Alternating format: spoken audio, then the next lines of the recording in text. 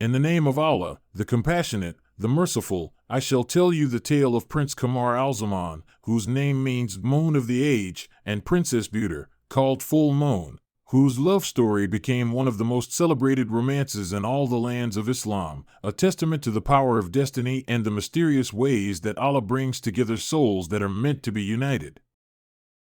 In the days when the Islamic world stretched from Spain to India, and great sultans ruled from magnificent capitals built beside rivers and seas, there lived in the Khalidan Islands a mighty king named Shahriman. This king possessed every blessing that mortals could desire: vast dominions, loyal subjects, treasure houses filled with gold and precious stones, and armies that made his enemies tremble at the mere mention of his name. Yet for all his worldly success, King Shahriman carried a burden that grew heavier with each passing year. His only son and heir, Prince Kamar al-Zaman, had reached the age when he should take a wife and provide the kingdom with heirs, but the prince steadfastly refused to consider marriage, declaring that he had no interest in women and wished to remain forever in the state of bachelor freedom. Prince Kamar al-Zaman was indeed worthy of his name, for his beauty surpassed that of the full moon on a clear night. His features were so perfectly formed that poets exhausted their vocabularies attempting to describe him, and his character was as noble as his appearance was striking. He was learned in all the sciences, skilled in every martial art, accomplished in music and poetry, and possessed of a wisdom that impressed even the most experienced counselors of the realm. Despite these virtues, the prince had developed a peculiar aversion to the very idea of marriage. Whenever his father raised the subject, Kamar al-Zaman would argue that matrimony was a source of endless troubles, that women were creatures of unpredictable moods and unreasonable demands, and that a wise man would avoid such complications entirely. My beloved son, you are now 25 years of age, and the kingdom needs an heir. Moreover, Allah has created men and women to find completion in each other. How can you reject such a fundamental aspect of human existence? But Prince Kamar al-Zaman remained unmoved by these arguments. Honored father, I have read the works of philosophers and poets, and they all agree that women bring nothing but trouble to men. I am content with my books, my horses, and my freedom. Why should I voluntarily surrender my peace of mind for the dubious pleasures of marriage? This debate continued for years, with the king growing increasingly concerned about the succession and the prince becoming ever more adamant in his refusal to consider taking a wife. The court watched these discussions with anxiety, for they all recognized that the kingdom's future depended upon resolving this impasse.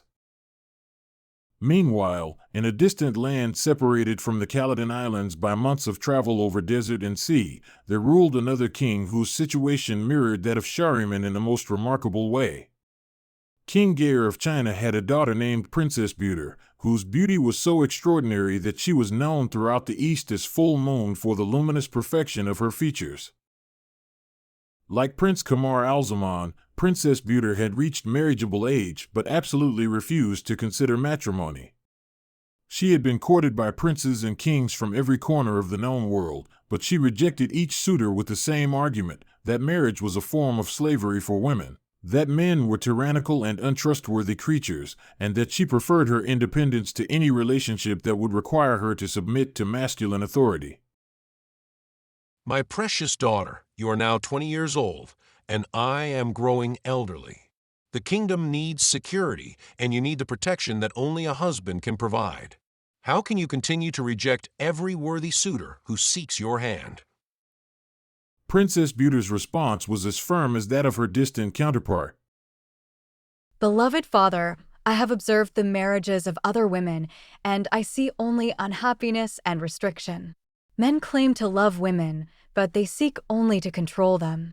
I am content with my studies, my gardens, and my freedom. Why should I trade my autonomy for the uncertain affections of a husband who might prove faithless or cruel? Both King Shahriman and King Kamar, frustrated by their children's obstinacy, eventually resorted to the same strategy. Each decided to confine their stubborn offspring to a tower until they agreed to consider marriage. The kings reasoned that isolation and boredom might make their children more receptive to the idea of matrimonial companionship. Prince Kamar al-Zaman was placed in a magnificent tower overlooking the sea, furnished with every luxury but containing no human company save a single faithful servant. Princess Buter was similarly confined to an elegant tower in her father's palace, attended only by an elderly nurse who had cared for her since childhood. What neither king knew was that their children's fates were about to be intertwined by forces far beyond the reach of mortal planning. On the same night that both young people had spent exactly 40 days in their respective towers, two powerful jinns happened to meet in the upper atmosphere above the earth. These were Danesh, a rebellious spirit who delighted in observing the follies of mortals, and Maimuna, a genie of great wisdom who served as a guardian of virtuous souls. Sister Maimuna, I have just come from visiting the most beautiful mortal man ever created by Allah. Prince Kamar al-Zaman of the Khalidan Islands surpasses the moon in beauty and the sun in radiance. Yet he foolishly refuses to marry, claiming that women are nothing but trouble.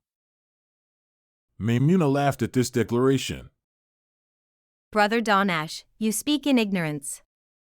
I have just been observing Princess Buter of China, whose beauty makes the stars dim by comparison. She is more lovely than all the houris of paradise, yet she rejects marriage, declaring that men are unworthy of her consideration.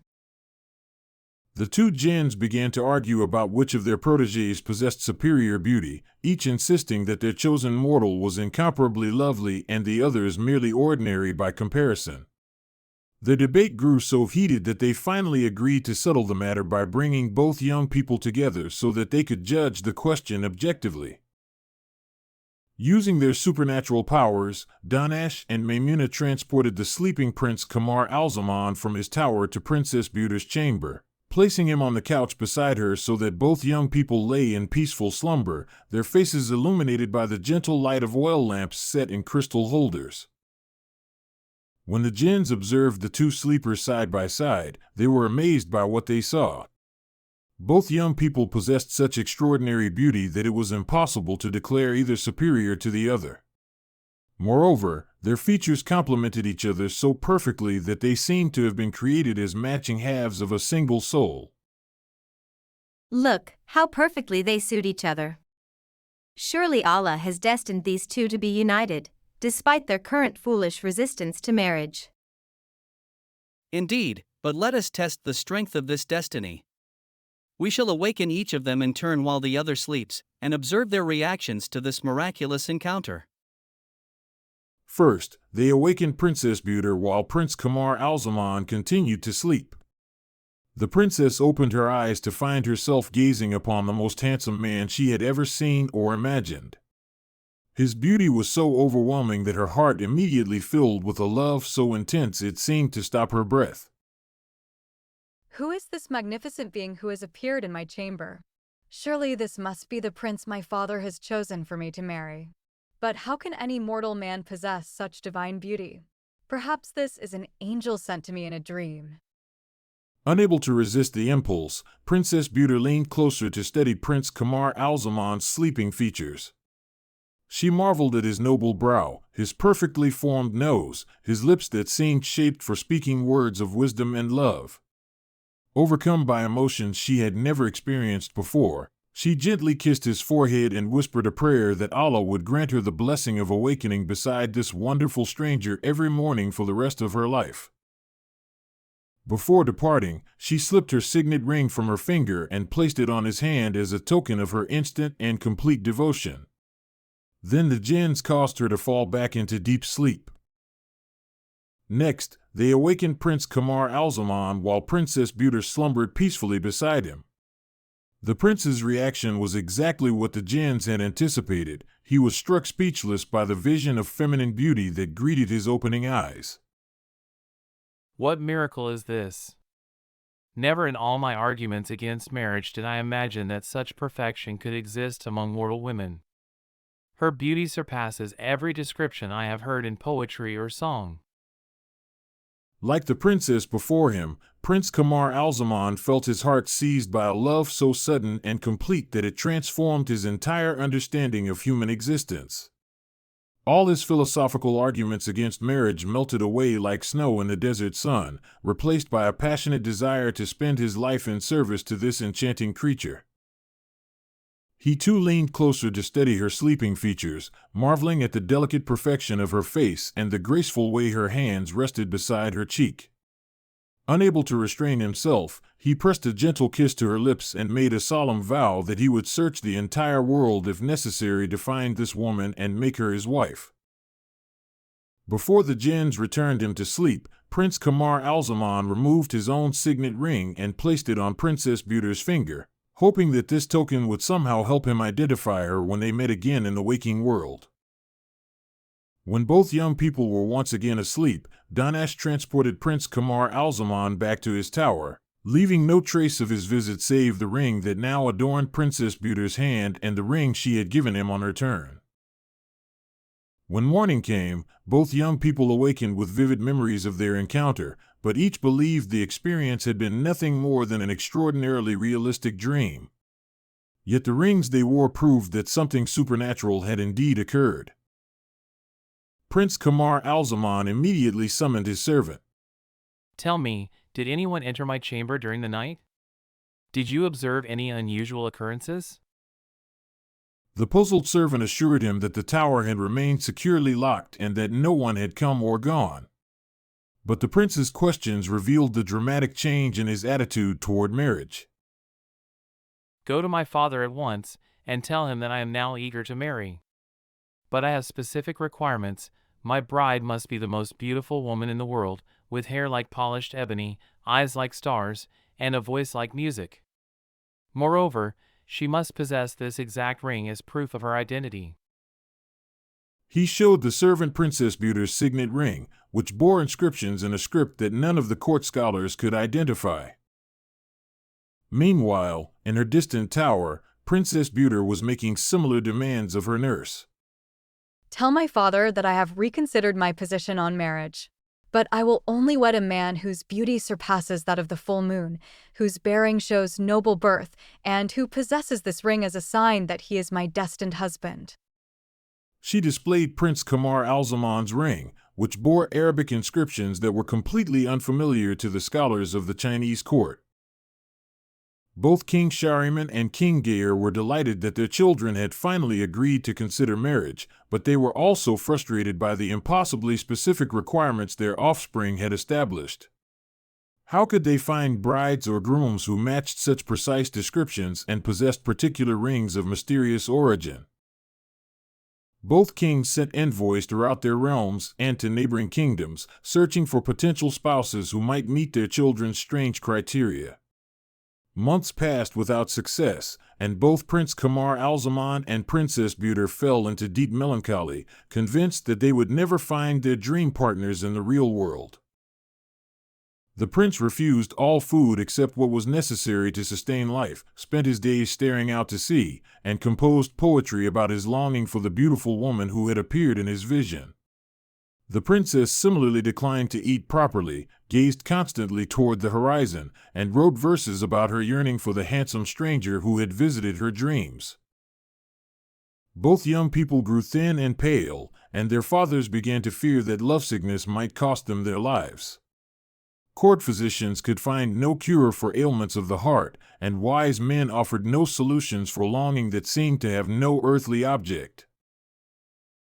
Now, Princess Buter had a foster brother named Marzawan, who had traveled widely and was learned in magic and astrology. Seeing the princess's desperate condition, he vowed to journey until he found the man who matched her description, or perish in the attempt. Marzawan traveled for months, crossing deserts and seas, asking everywhere for news of a sick prince who spoke of a dream woman. He passed from city to city and from island to island for a whole month, till he came to a town named Al-Tarab. There he heard tell that Kamar al-Zaman, son of King Shahriman, had fallen sick and lay afflicted with melancholy madness. Where is the prince's capital? They told him, It is in the islands of Caledon, a full month's voyage by sea from our city, but 6 months' journey by land. So Marzawan boarded a ship bound for the Caledon Isles. After a month's voyage, a violent storm capsized the vessel near the capital. The waves carried Marzawan to the palace walls where the king's wazir, seeing him drowning, rescued him on condition of silence about the prince's condition. But when the wazir mentioned that Prince Kamar al-Zaman lay sick after refusing marriage and dreaming of a maiden with a seal ring, Marzawan's heart leaped. By Allah, this is the one I sought. In the palace, Marzawan went straight to the prince and stood gazing at him. Praised be Allah, who has made his features like hers and his face as beautiful as her face. Then he recited poetry about lovesickness and separation. The words touched Kamar al-Zaman's heart. He opened his eyes and said to his father, "Let this young man sit beside me." The king rejoiced, for his son had not spoken in many days. When Marzawan revealed he came from King Gair's kingdom, he leaned close and whispered, Be of good cheer.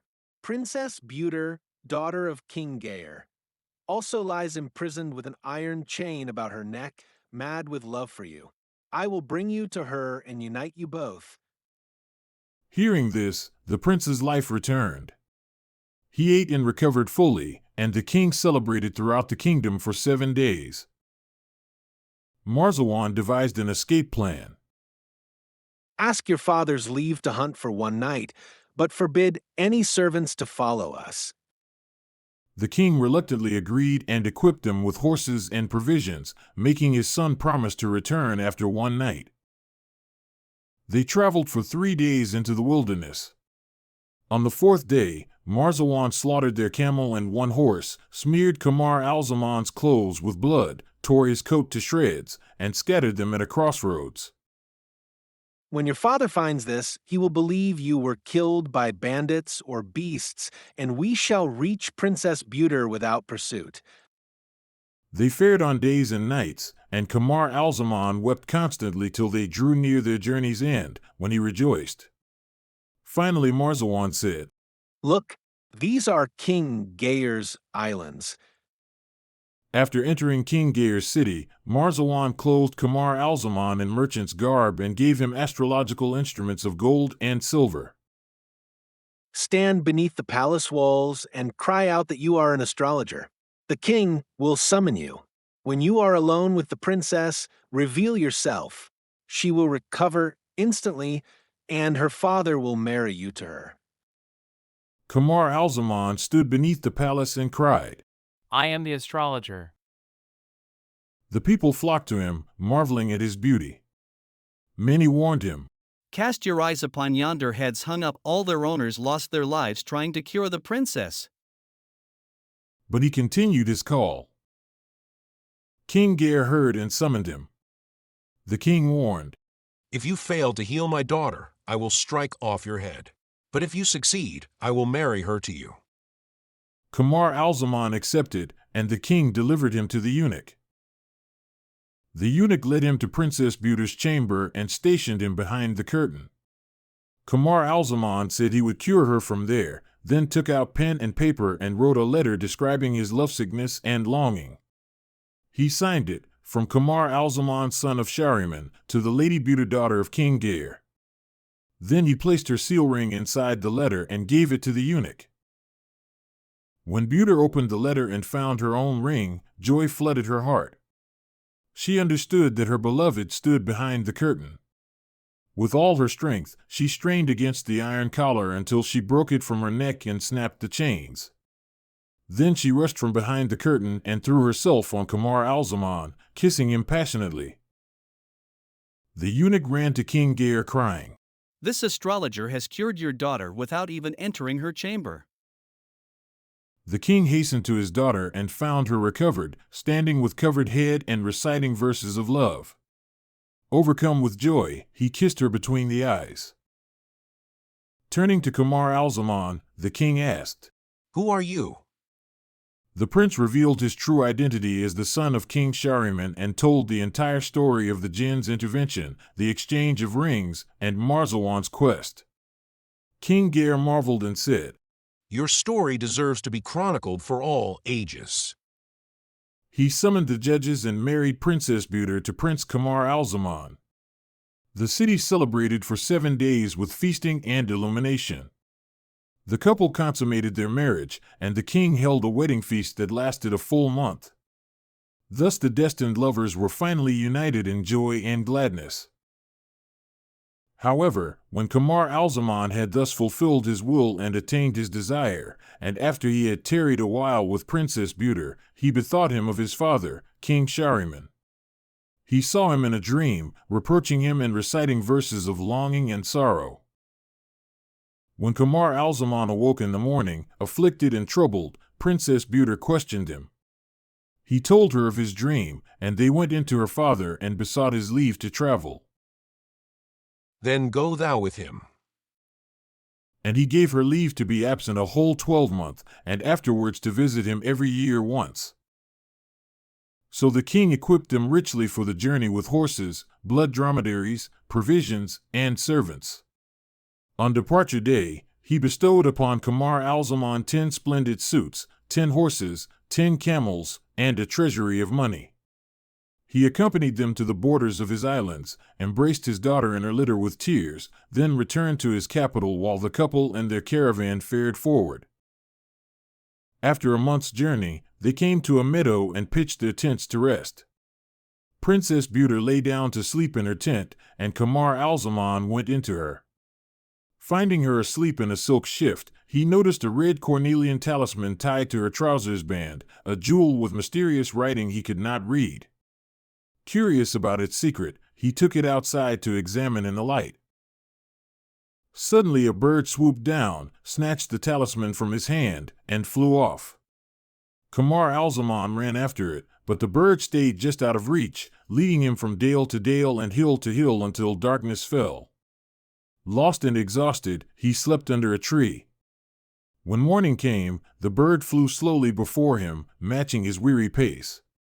He followed it for 10 days through the wilderness, eating wild fruits and drinking from streams. Finally, the bird led him to an inhabited city by the sea, then dropped the talisman at his feet and vanished.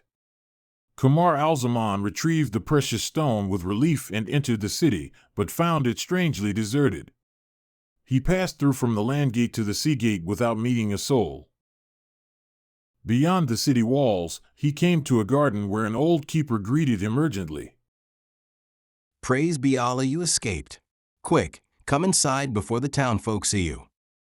The gardener explained that the city's people were all Magians who hated strangers. When Kamar al-Zaman told his story, the old man said, The Muslim lands lie far from here, for months by sea or 12 by land. A merchant ship sails yearly to the Ebony Islands, and thence to the Caladan Islands, your father's realm. Kamar al-Zaman asked to work in the garden until the ship's departure. The gardener agreed and taught him to water the trees.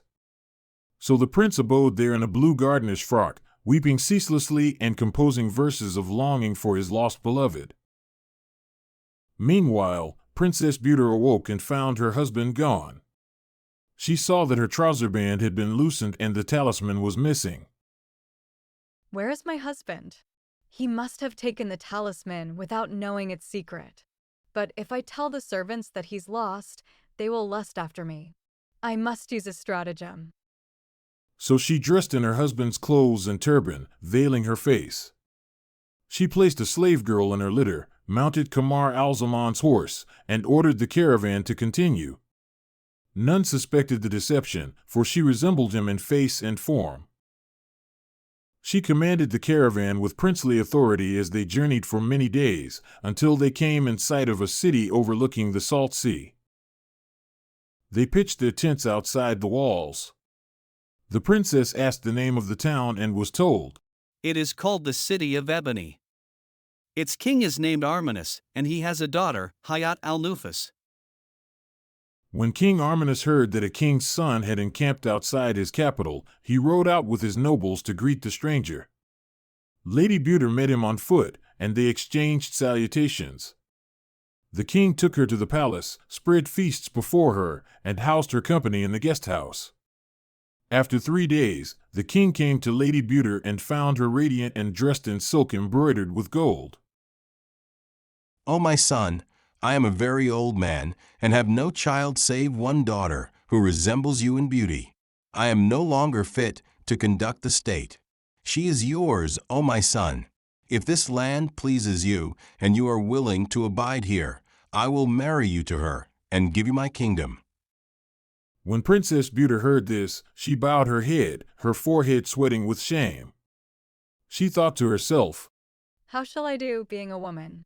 If I refuse and depart, he may send troops to slay me. If I consent, I may be shamed. But I have lost my beloved Kamar al-Zaman and know not where he is. I can only escape this by consenting and abiding here until Allah reunites us. So she raised her head and said, I hear and obey. King Armanus rejoiced and proclaimed festivals throughout the Ebony Islands.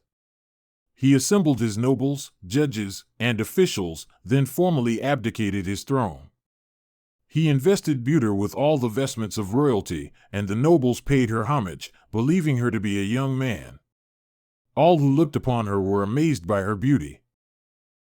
After Lady Beauty was enthroned as Sultan, King Armanus prepared his daughter Hayat al-Nufus for marriage. Within days, they brought Beauty to the bridal chamber. When Beauty found herself alone with Princess Hayat al-Nufus, she called to mind her beloved Kamar al-Zaman and wept. She recited verses of longing, then sat beside Hayat al-Nufus, kissed her, rose abruptly, and prayed until the princess fell asleep. Then Beauty slipped into bed and lay with her back to her until morning. The first and second nights passed the same way. In the morning, the king came to his daughter and asked how she fared. She told him what she had seen. The king grew troubled and said to Beauty, O my son-in-law, why do you not go into my daughter? But Beauty hung her head and made no answer. On the third night, when they brought Lady Beauty to Princess Hayat al-Nufus, the princess caught her by the skirt and clung to her. O my lord, are you not ashamed before my father, after all his favor, to neglect me at such a time as this? I fear for you, for my father intends, unless you consummate this marriage tonight, to strip you of the kingship tomorrow and banish you, or perhaps even slay you. When Beauty heard these words, she bowed her head in perplexity and thought, If I refuse, I'm lost. If I obey, I'm shamed. But I am now queen of all the Ebony Islands, and there is no way for Kamar al-Zaman to reach his homeland except through these islands. I commit my fate to Allah, for I am no man that I should deflower this virgin girl. Then she said aloud, O my beloved, I have neglected you against my own will. I beg you by Allah to keep my secret. I have concealed my identity only that Allah may reunite me with my beloved Kamar al-Zaman. And she told Hayat al-Nufus her whole story from beginning to end, revealing her true form. When Hayat al-Nufus heard her tale, she was filled with wonder and pity. Fear nothing, O my sister. I will keep your secret. The breasts of the noble are the graves of secrets. Then they embraced and kissed and slept. Near dawn, Hayat al-Nufus arose, took a young pigeon, cut its throat over her shift, and smeared herself with its blood. Then she pulled off her trousers and cried aloud. Her people hastened to her with cries of joy and gladness. Her mother came and busied herself attending to her daughter. Meanwhile, Lady Beauty arose at dawn, bathed, and proceeded to the hall of audience, where she sat on her throne and dispensed justice among the people. When King Armanus heard the cries of joy, he asked what had happened and was told of the consummation of his daughter's marriage. He rejoiced greatly and held a wedding feast that lasted a long time. And so Queen Beauty continued to rule the Ebony Islands, while the people pointed to her and said, There is the son-in-law of King Armanus. Every night she lay with Hayat al-Nufus, to whom she lamented her longing for her husband Kamar al-Zaman, weeping and describing his beauty. Prince Kamar al-Zaman, after many hardships, eventually found his way to a coastal city. There, he took service with an old gardener, working humbly among the trees and flowers, weeping daily for the loss of his wife. The old gardener grew fond of Kamar al-Zaman and taught him the art of tending the garden. One day, while they were digging together, they discovered an ancient underground vault filled with 20 jars of gold dust, a treasure the gardener himself had never known about in all his 80 years tending the garden. "Oh, my son, this is heaven's gift to you, which shall end your troubles and help you rejoin your beloved." He insisted they share the treasure equally, 10 jars each. Then the gardener gave Kamar al-Zaman wise counsel. "Fill leather bottles with the sparrow olives which grow in this garden, for they are found only in our land, and merchants carry them to all parts. Lay the gold in the bottles and cover it with olives. Then stop them up. When a ship comes, you can take them and return to your people." Kamar al-Zaman did as advised. He took 50 leather bottles, placed gold in each one, covered it with a layer of olives, and sealed them.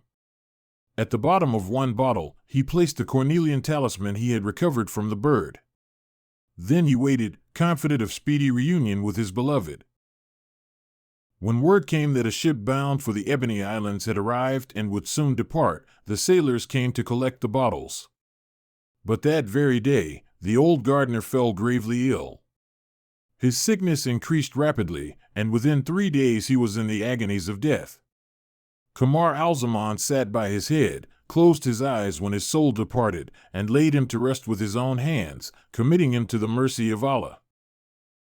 But when the prince hurried to the shore to board the ship, he found she had already weighed anchor and sailed away with his 50 bottles of olives and gold. He could see her disappearing into the distance. Heartbroken, Kamar al-Zaman returned to the garden in despair. He rented the place from its owner and hired a man to help him tend the trees.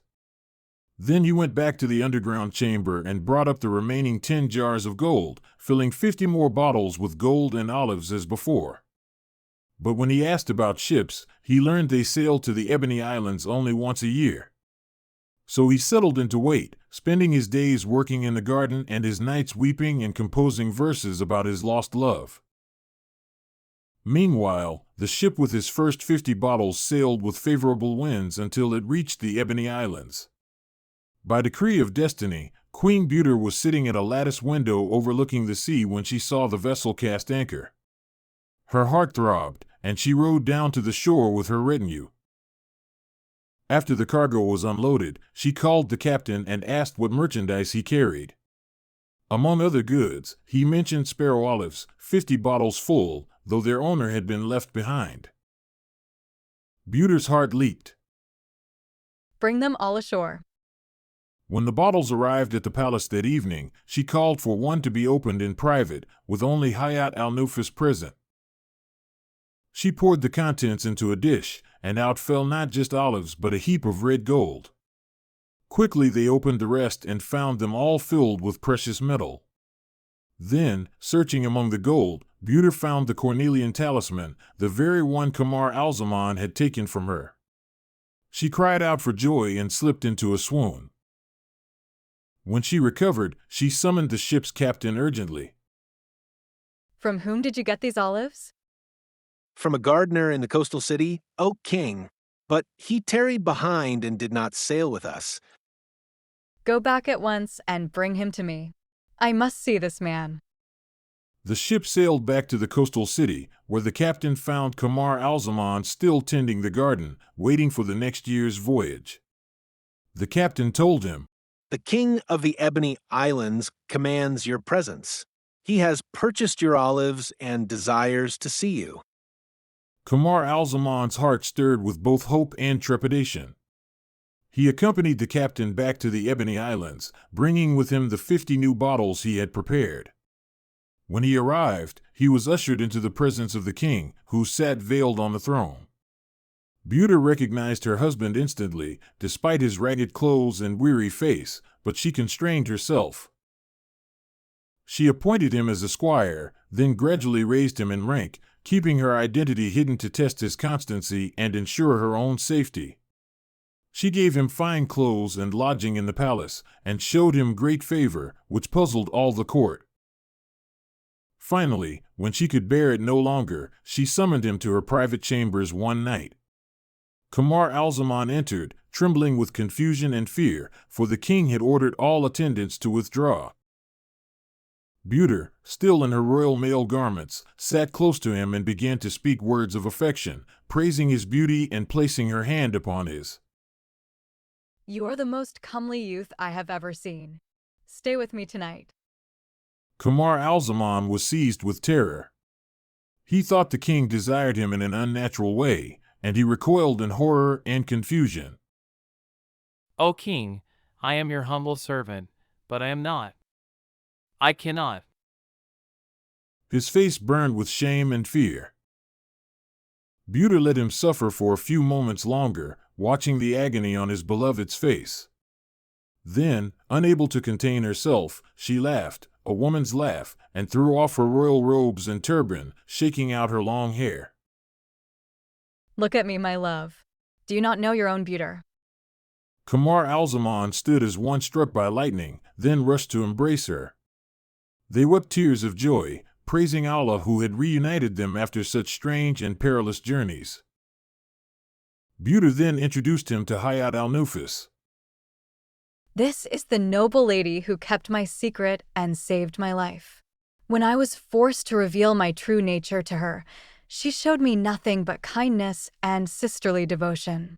Without her help, I would have been exposed and likely killed. O princess, you have done what few would dare to do. You protected my wife at great risk to yourself, and for that I am eternally grateful. The next morning, Queen Buter summoned King Armanus to her private chambers. There, with Kamar al-Zaman at her side, she told the old king everything: the jinn's intervention, the exchange of rings, their marriage in China, the lost talisman, her disguise, and how she had been forced to accept his throne and marry his daughter to survive. King Armanus listened in amazement, his face showing astonishment, wonder, and finally delight. When the tale was finished, he exclaimed, By Allah, this story should be written in letters of gold. Never have I heard of such extraordinary adventures or such remarkable devotion between husband and wife. Then the king turned to Kamar al-Zaman. O Prince, you have found a wife of matchless wit and courage. And here is my daughter Hayat al-Nufus, who has proven herself noble and loyal beyond measure. I am now old and weary of the burdens of kingship. Will you not take Hayat al-Nufus as your wife also, and rule this kingdom alongside Queen Buter? For you are already wedded to her in name, and the people know you as my son-in-law. Queen Buter spoke before her husband could answer. Oh, my father-in-law, your daughter has been more than a wife to me. She has been my sister, my confidant, and my salvation. If my lord Kamar al-Zaman consents to marry her in truth, I would rejoice, for I could ask for no better companion than Hayat al-Nufus to share our lives. Kamar al-Zaman, seeing the wisdom in this arrangement and grateful for all that Hayat al-Nufus had done, agreed. King Armanus summoned the judges and witnesses, and a proper marriage contract was drawn up. A great wedding feast was held throughout the Ebony Islands, and Kamar al-Zaman was formally married to Princess Hayat al-Nufus with all due ceremony. The prince lived for a time in happiness with both his wives, and Queen Buter continued to rule the Ebony Islands with justice and wisdom. Allah blessed them both with children. Buter bore Kamar al-Zaman twin sons, and Hayat al-Nufus also bore him sons. The two queens lived together in harmony and sisterly love.